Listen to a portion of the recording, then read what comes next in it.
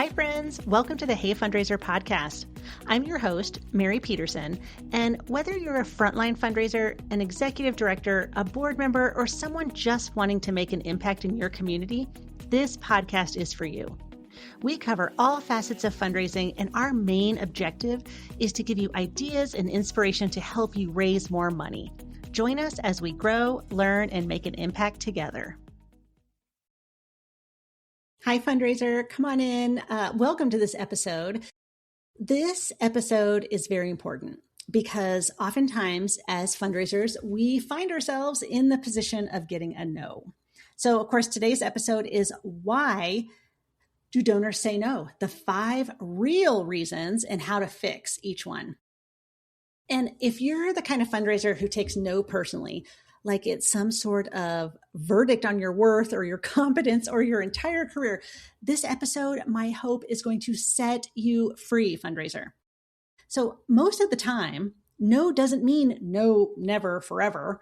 It means not like this, not now, not that, not until I understand more, not without my spouse, or not without a plan. So you can see that no is not just no. And let me tell you, fundraiser, I have gotten more no's. I've gotten too many no's, and that was early, right, in my career as a little baby fundraiser.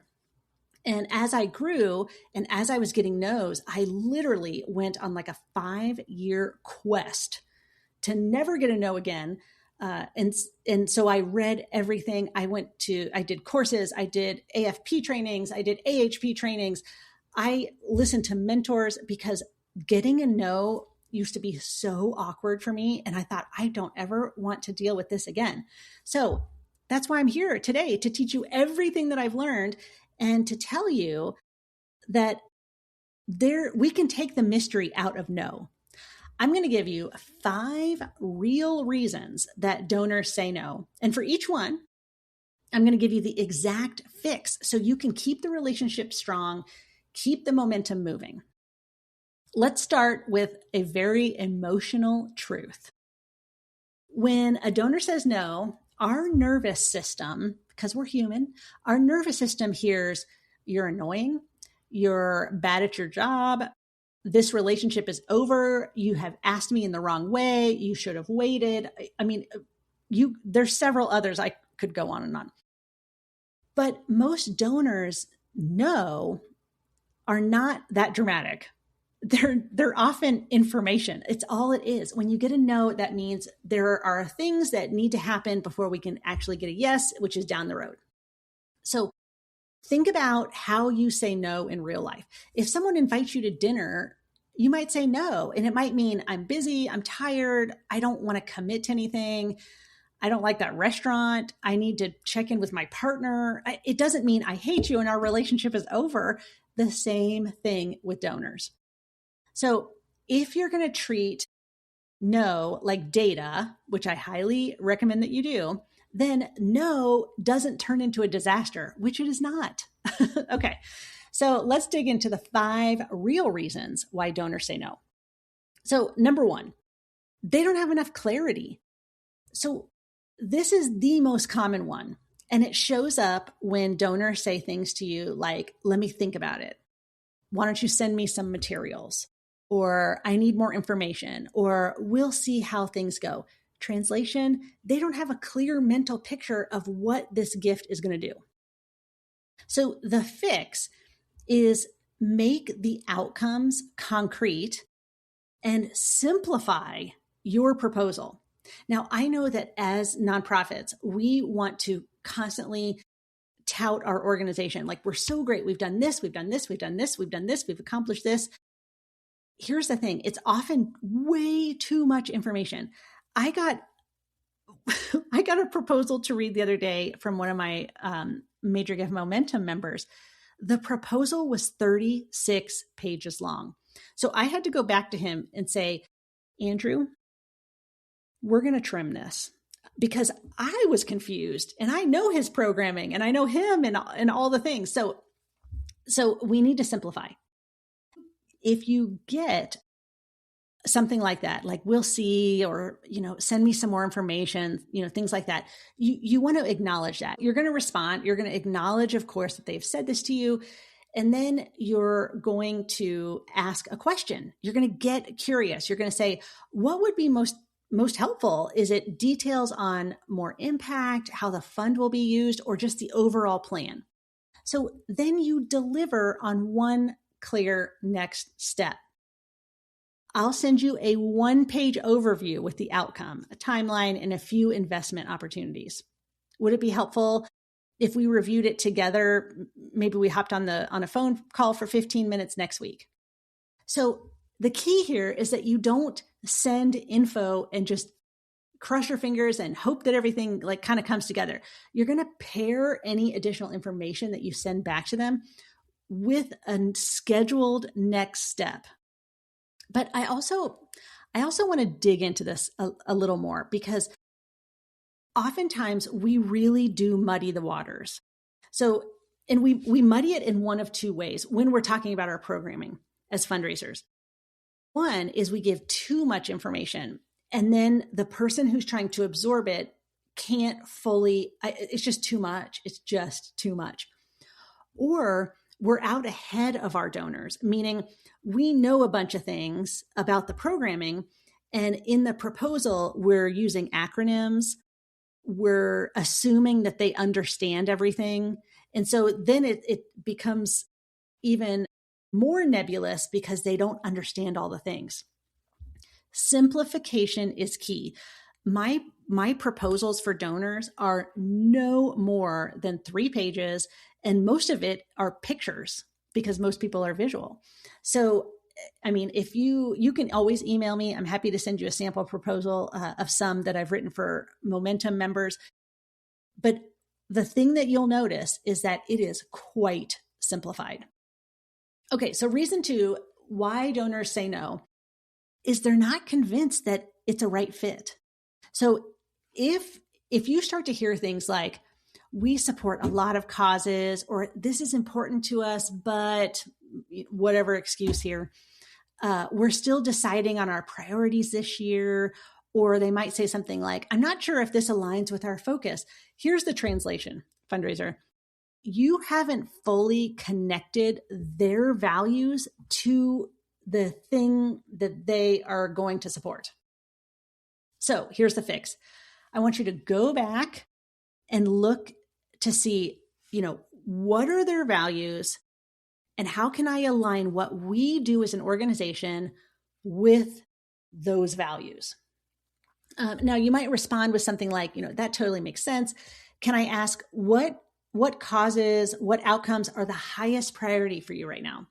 I mean, you could even say like, who are your top 3 charities and what do we need to do to be one of those top 3? Very powerful question. But when you get a no, or you get a response like that, like, we give to a lot of organizations, we're not sure of our priorities, things like that. Any type of no, you're going to respond with a question. You're just going to get curious. You're never going to say why, because why people's hackles go up, because it's a very offensive word that makes people go on the defensive. So you're asking them to justify to you why they're not giving. Like it gets weird and it breaks down trust. So you're going to ask something like, could I ask what's the most important thing this year? What's the highest priority for you this year? So then if you can match an outcome to what they care most about, then what you're doing is you're fixing that alignment. Because if the alignment isn't there, you should not be pushing. You pivot to stewardship and keep the trust intact. The third reason why donors say no is that the timing isn't right, or like even the interest isn't real. And I know that's hard to hear, fundraiser, but you'll know if you hear things like not this year, we're in the middle of something, or we have a big pledge for another organization, or maybe check back with us later, or we're focusing on family stuff right now. The translation is, it's not a no to you, it's a no to the timing of the ask. So the fix to this is You want to secure a future date and also keep the relationship warm. So if somebody says to you, like, we have got a lot of family stuff going on right now, of course you're going to say, I completely understand. We respect that, and your family should come first. Could we revisit this in 6 months or maybe closer to year end? That's it. So, and then between now and then, you need to stay connected. You need to keep updating them on the program or project that you have asked them for, so they're still in the loop. And you're also creating a permission-based follow-up instead of like awkwardly chasing them. I mean, they're going to tell you. If you say, could I follow up with you again in 6 months or closer to the end of the year? They're going to say yes or no. So they're literally guiding you. It's not a no to you, it's a no to the timing. Reason number 4 is that they're not the only decision maker. So this early in my career, I used to ask one spouse, fundraiser, don't do that. Try to get both spouses together, because the number one response that I got was, well, of course I need to talk to my spouse. Well, yeah, that makes a lot of sense. So try to always get the two decision makers together. But you're going to hear it when they say, I need to talk to my spouse. We decide things together. I have to run it by my family, or I have to run it by my partner. I have to run it by the board. The translation to this is, you're talking to the gate, not the full decision maker. So the fix to that is to get all the decision makers into the process. So if you hear that, of course, you're going to respond with, that makes total sense. Of course, you want to engage your board, and of course, you want to engage your partner. Would it be helpful if the 3 of us got together next week to talk about this opportunity? Or you might even say something different, like, would it be useful for them to see a one-pager or a proposal, and then we can do a quick call? So the goal really is to reduce friction for the donor, but also bring somebody else into the mix. Now, you can actually completely avoid this if you have all the decision makers, which most likely are a couple, in the room together. Okay, reason number 5, the ask didn't feel right to them. It's either the amount, the structure, or the confidence. Okay, this is a hard one for a lot of fundraisers to hear, but when you're going to know that it's the amount, the structure, or the confidence when you hear things like this. That's more than we were thinking about. We cannot make a commitment like that. We might do something smaller, or they get super vague and just kind of like back away from the whole engagement. So the translation to that is, the number wasn't aligned, or the program or project that you're pitching wasn't structured in a way that they could see themselves engaged in. So your fix is, you're going to give options and restore trust. So if you respond with something like, thank you so much for being honest. Would it be helpful to look at a few different investment levels so we can match what you care about with what you want to do and a level that you're comfortable with? So easy. Now, most donors like that. They're like, yes. And then I usually offer a menu. So, some donors step in at the $25,000 level to do X. Others come in at $50,000 to do Y. And some love, the $85,000 mark because it accomplishes Z, like what feels most aligned. So this removes like the take it or leave it pressure and turns this into collaboration, right? Like you're negotiating, you're having this very collaborative conversation so that you're still getting a gift and they're still working to make the change in the world that they want to make. So I want to give you a couple go-to responses that you can use anytime you hear a no, a maybe, or a not right now. By the way, I have a whole objections playbook in my book, What to Say, 12 Major Gift Scripts to Get a Yes. So I'm going to link that below if you're interested because this is the number one reason why fundraisers don't ask for gifts, is because they're so worried about getting a no and ruining the relationship. The no does not ruin the relationship. How you handle the no could ruin the relationship. Okay, so script number one is like the clarity question. You're gonna say, I totally understand what you're saying. What information do you need so that you feel clear enough to make your decision? It's a great question. It's all about understanding what they need, and they'll tell you. Fundraiser, they will tell you. The second script is more of like an objection isolator, and it's very gentle. You would say something like, is the hesitation mostly about timing, the project, or the investment level? And somebody could say all three, and that's okay too, but at least you know. Or they could say, gosh, it's the timing. I've just got too many things going on right now. Or you could say, they might say, I love this project, but I actually feel more connected to this project over here that you're doing. Or they'll say it's too much, or I need to pledge it over 2 years, or whatever. But you're going to isolate exactly what the objection is when you ask that question. Okay, the third is kind of like the next step agreement. I would call it that. So you're going to say something like, would it be okay if we agree on the next best step together? So you're really never surprised, and then I'm never guessing.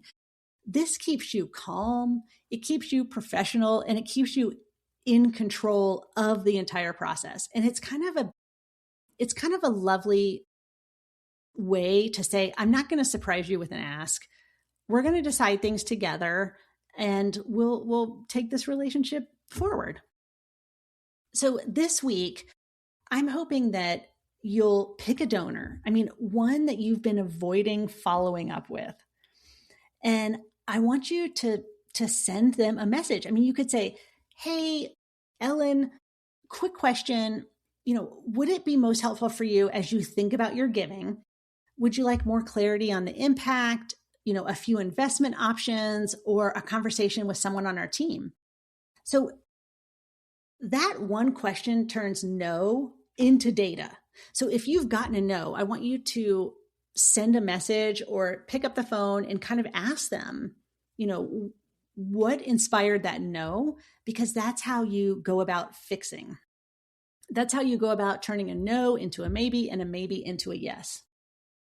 So I want to link my book below, because I think that handling objections, like once I got the first no to my face, I felt like, wow, okay, I survived, and I can manage this. And I didn't handle it with as much grace as I have now, but it really sent me on a quest. And once I had that first no to my face, that was a milestone. It was a scary milestone, and it's one that no fundraiser wants to go through. But then the next milestone is how to manage that no, how to turn a no into a maybe and a maybe into a yes. And you do that by beautifully and gracefully managing objections. And that, literally half of the book is about managing objections, because it's one of the hardest parts about making an ask. Okay, fundraiser, just to tell you one more time, a no does not mean you're failing. A no does not mean you're bad at your job. It means you're fundraising. Your job is to present opportunities. And when you go out and you ask people to engage in opportunities, even if you get a no, you still made that ask. You are doing your job. So get the data, understand what's going on, ask really good questions, and make the fix and keep moving forward. Okay, fundraiser, until next time.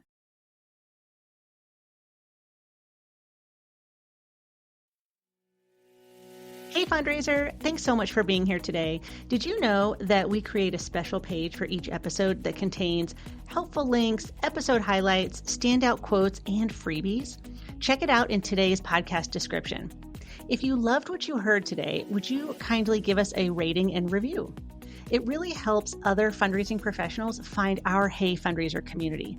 I'm Mary Petersen, and thank you for listening.